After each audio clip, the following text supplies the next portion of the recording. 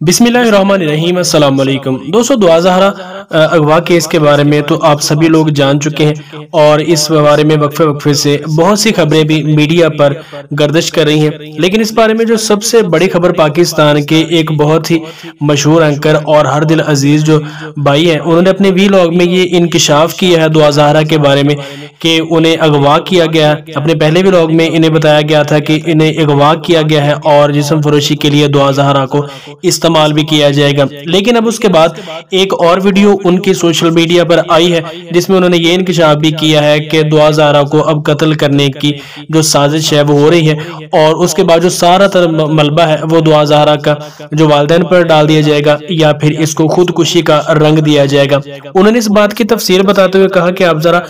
दुआ ज़हरा के इंटरव्यू उठाकर देख लें कि वो बार बार ये कहती हुई आपको नजर आएगी कि अगर मुझे ज़हीर से अलग किया जाए तो मैं जिंदा नहीं रह सकूंगी, मुझे मेरे माँ बाप के साथ पास भेजा गया तो वो मुझे मार डालेंगे या मैं अपनी जिंदगी का खुद खात्मा कर लूंगी, लेकिन मैं ज़हीर के बगैर नहीं रह सकती। उन्होंने कहा कि ये तमाम तर जो गुफ्तगू है वो बार बार उसके मुंह से कहलवाई जा रही है कि वो ज़हीर के बगैर जिंदा नहीं रह सकेगी। इसी हवाले से उन्होंने अपनी बात को आगे बढ़ाते हुए कहा कि इस बात से आप बखूबी अंदाजा लगा सकते कि अब जो दुआ ज़हरा अगवा केस में जो फैसला है वो बिल्कुल ज़हीर और उसकी फैमिली के खिलाफ आने वाला है, क्योंकि अदालत ने जो निकाह ख्वां और उसके बाद जो वहां पर गवाह थे उनकी जमानत मनसूख कर दी है और उनको जेल में बंद कर दिया है। तो जाहिर सी बात है कि जब निकाह ख्वां और गवाह इस मामले में जेल में ढक दिए गए हैं तो फिर जिससे निकाह हुआ है, जिस पर अगवा का मुकदमा होगा और जिसकी सारी तर जिम्मेदारी है, उसके साथ अदालत क्या करेगी, ये सारा मामला आपके सामने है। तो अब देखना यह है कि क्या आगे मामलात होते हैं। उन्होंने इस बात का खतरा जाहिर किया है, जो एंकर है हमारे हर दिल अजीज, उन्होंने अपने